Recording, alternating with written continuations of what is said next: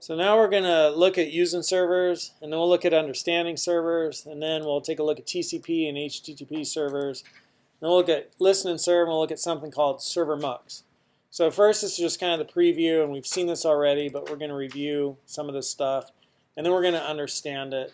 But here's the basic code for running a server, and I'm going to launch this just so we can see it in action.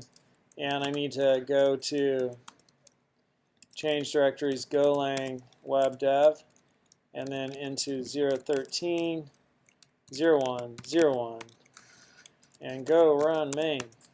And so now I can come here and localhost 8080, and it says foo ran. We've seen this, but if I go to the route /dog, right, bar ran. And so cool, we've got something up and communicating in a networked way so that it could serve web pages.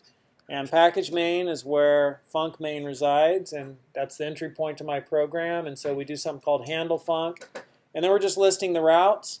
And when a certain route gets hit, it says which function to call. Those functions need a certain signature, which is the request and the response. I said, hey, one of the things that's going to be important tonight is to remember that the web's all about making a request, and then based upon that request, there's a response.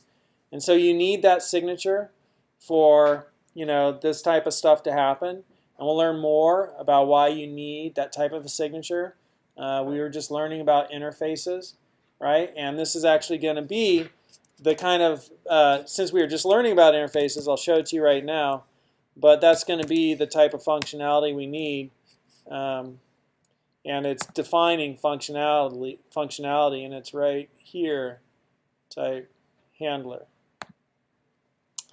And so type handler is anything that has serve, this method, serve HTTP response writer, and a pointer to request.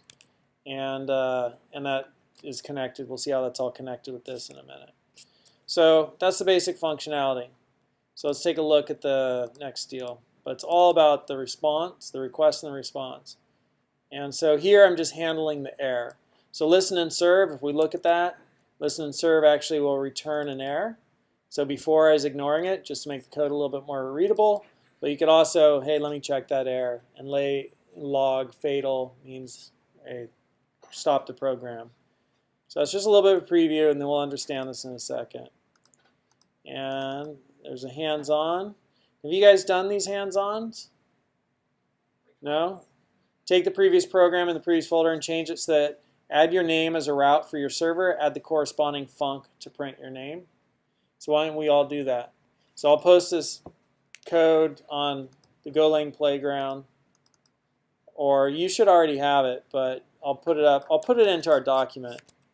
Yeah, if you put it, I like it when you do it from that playground. Yeah, but this I don't think this could run in the playground. It doesn't matter if it runs in the playground as long as we can see the code. I'll put it here. Okay. So here is let me change the layout of this document.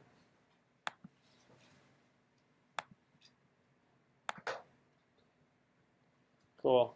So use this code here and insert horizontal line.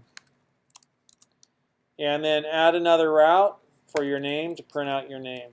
Okay.